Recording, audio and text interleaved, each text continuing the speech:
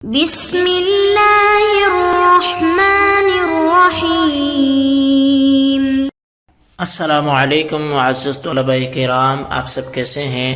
آج ہم تفسیر بیضاوی کے سبق نمبر 129 کو پڑھیں گے۔ آج کے ہمارے سبق کا عنوان ہے آخرت کا بیان۔ آج کے ہمارے سبق کی عبارت والآخرۃ تانیث الآخرہ سے شروع ہوتی ہے۔ آئیے سب سے پہلے آج کے سبق کی عبارت پڑھتے ہیں، اس کا ترجمہ کریں گے اور اس کے بعد اس کی وضاحت کی طرف بڑھیں گے۔ تو مصنف علیہ رحمہ لکھتے ہیں والآخرۃ تانیث الآخر و صفۃ الداری، فرمایا کہ آخرت جو ہے یہ تانیث الآخر، یہ آخر کی تانیث ہے، اور آخرت آخر کا مؤنث ہے، اور وصفۃ الدار، اور اس کا موصوف جو ہے وہ الدار ہے، بدلیل قولہ تعالی تلک الدار الآخرۃ فغلبت کالدنیا۔ تو فرمایا کہ اس کی تقدیر پر دلیل یہ ہے کہ اللہ تعالی نے دوسرے موقع پر تلک الدار الآخرۃ فرمایا ہے، جس میں الدار آخرت کا موصوف ہو کر مذکور ہے۔ پھر غلبتاً آخرت کا اطلاق عالم غیب پر ہونے لگا، جیسا کہ دنیا غلبتاً اس عالم کے لیے مستعمل ہے۔ جی طلباء کرام، یہ تھی ہمارے آج کے سبق کی عبارت اور اس کا ترجمہ۔ آئیے اب اس کی وضاحت اور تشریح کی طرف بڑھتے ہیں۔ اصل میں وبالآخرت سے چوتھی بحث کا قاضی بیضاوی رحمہ آغاز کر رہے ہیں، اور چوتھی بحث لفظ آخرت کے بارے میں ہے۔ بحث میں جانے سے پہلے ایک بات سمجھ لیجئے، اور وہ یہ ہے کہ غلبہ کی تعریف جو ہے وہ اس طور پر کی گئی ہے کہ تخصیص اللفظ ببعد ما وضع لہ،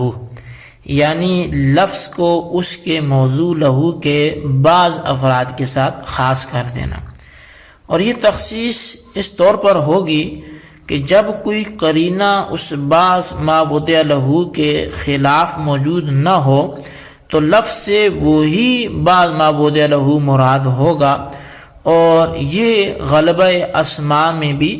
ہوتا ہے، اور صفات میں بھی یہ غلبہ ہوتا ہے، اور معانی مصدریہ میں بھی یہ غلبہ ہوتا ہے۔ اسماء میں جو ہے وہ اس کی مثال لفظ البیت ہے کہ وضع کیا گیا ہے کل مکان یبات فیہ کے لیے، یعنی ہر وہ مکان کہ جس کے اندر رات گزاری جائے، اور یہ موضوع لہو عام ہے، خواہ وہ بیت اللہ ہو یا دوسری کوئی رات گزارنے کی جگہ ہو، لیکن پھر غلبتاً استعمال ہونے لگا بیت اللہ اور کعبہ کے اندر، بائیں طور پر کہ اگر کوئی بغیر قرینہ مخالف کے لفظ البیت استعمال کرے اور اس سے کعبہ ہی پھر مراد ہوگا، جیسا کہ قرآن مجید میں بھی ارشاد ہے کہ وَإِذْ جَعَلْنَا الْبَيْتَ مَثَابَةً لِلنَّاسِ۔ تو دیکھیے یہاں پر البیت سے کعبہ ہی مراد ہے، اور غلبہ فی الصفات کی مثال جیسے لفظ الرحمن ہے، جو کہ وضع کیا گیا کہ ہر وہ جو مبالغ فی الرحمہ ہو، یعنی کہ مبالغ فی الرحمت کے لیے ہر وہ شخص جو انتہائی رحم کرنے والا ہو، رحمت میں مبالغہ ہو، اور یہ مفہوم عام ہے خداوند تعالی اور اس کے علاوہ جتنے بھی رحم کرنے والے بندے ہیں، لیکن پھر خاص ہو گیا ذات باری تعالی کے لیے الرحمن علم القرآن، کہ یہاں پر رحمان سے مراد وہ اللہ تعالی کی ہی ذات ہے۔ یہ بات یاد رہے کہ صفت غلبہ کی وجہ سے معنی وصفی سے خارج نہیں ہوگی، یعنی یہ نہیں ہوگا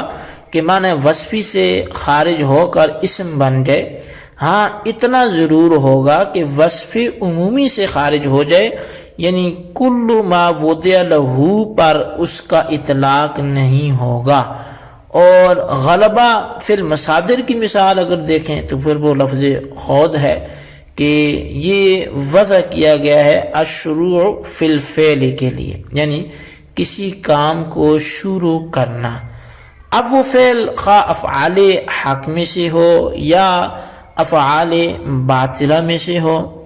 اور پھر غلبتاً یہ استعمال ہونے لگا الشروع فی الباطل کے لیے، جیسے کہ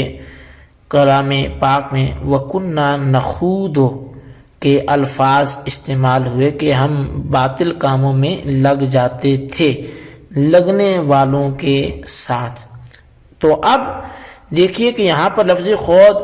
یہ شروع فی الباطل کے لیے استعمال ہوا ہے۔ اب بحث سمجھ لیں۔ بحث کا حاصل یہ ہے کہ آخرت مؤنث ہے آخر کی، آخرت مؤنث ہے آخر کی،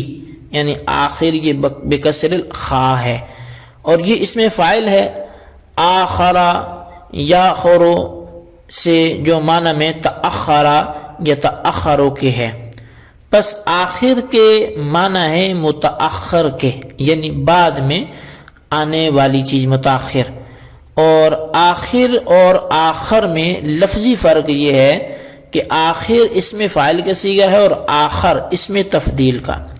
اور معنی فرق یہ ہے کہ آخر معنی میں متأخر کے ہے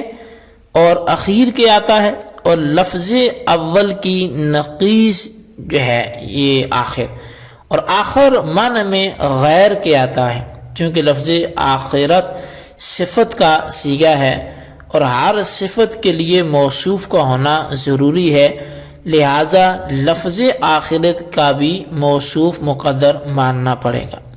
اور ہر صفت کے لیے موصوف اس لیے مقدر مانا جاتا ہے کہ صفت نام ہے اہل نحو کی یہاں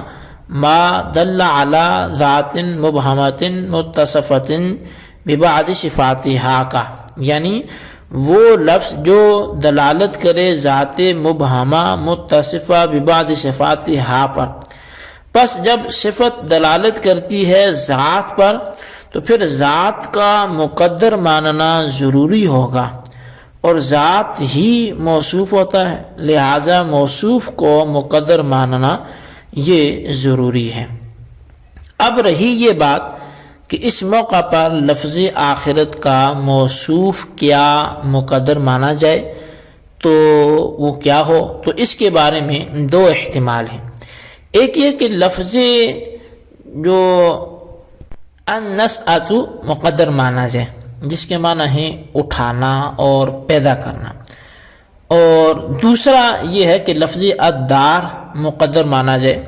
اور چونکہ الدار مؤنث مانوی ہے بدلیل دویرہ کے، اس لیے آخرت کو مؤنث لایا گیا۔ پہلی تقدیر کی دلیل قرآن پاک کی آیت جو ہے وہ لم ینشأ النشأۃ الآخرہ ہے، اور دوسری تقدیر کی دلیل تلک دار الآخرہ ہے۔ بہرحال لفظ آخرت کے آخرت آخر کا مؤنث ہے اور صفت ہے، اور لفظ آخرت وضع کیا گیا ہر متاخر کے لیے، خواہ دار آخرت ہو یا کوئی اور چیز ہو، پھر غلبتاً استعمال ہونے لگا دار آخرت کے لیے،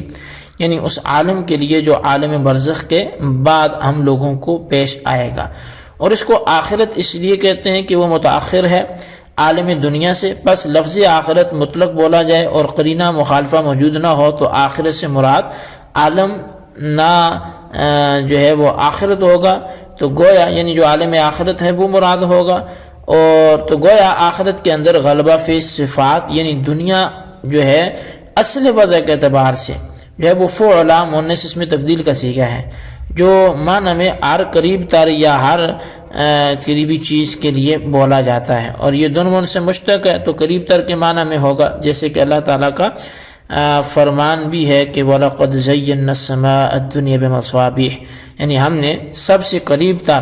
آسمان کو چراغوں کے ذریعے سے مزین کر رکھا ہے۔ تو بس دیکھیے لفظ دنیا قربا کے معنی میں ہے، اور اگر یہ مشتق ہے دناءتن سے تو کمینی کے معنی میں ہوگا کہ اللہ تعالیٰ نے فرمایا انما الحیات الدنیا لعب ولہو، یہ کمینی زندگی کھیل اور تماشوں کا مجموعہ ہے۔ تو دیکھیے آیت کے اندر لفظ جو دنیا ہے یہ دنی ان کے معنی میں ہے، اگرچہ اس کے اندر احتمال قریب کے معنی کا بھی ہے، بہرحال لفظ دنیا وضع کیا گیا تھا ہر قریب تر یا ہر دنی کے لیے، پھر غلبتاً استعمال ہونے لگا اس عالم کے لیے جس میں ہم زندہ ہیں، بہین طور پر کہ اگر کوئی قرینہ مخالف موجود نہ ہو تو یہی عالم مراد ہوگا، یعنی جب بھی دنیا بولیں گے تو اس عالم کو ہی پھر دنیا بولیں گے اور اسی یہ مراد بن کے سامنے آئے گا۔ تو بہرحال یہ ہمارے آج کے سبق کی عبارت ترجمہ وضاحت تھی، اس کو اچھی طرح سمجھیں، اس کے خلاصے کو اپنے رجسٹر پر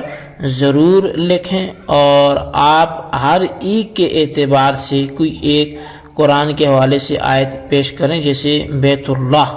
یہ ایک ایسا لفظ ہے کہ جس کا غلبتاً استعمال اللہ کے گھر پہ، خانہ کعبہ پہ ہونے لگا، ایسے کوئی ایک دو لفظ آپ مزید تلاش کر کے لکھیں۔ اللہ تبارک و تعالیٰ سے دعا ہے ہم نے جو پڑھا ہمیں یاد رکھنے کی توفیق نصیب فرمائے، آمین بجاہ النبی الامین صلی اللہ علیہ وسلم۔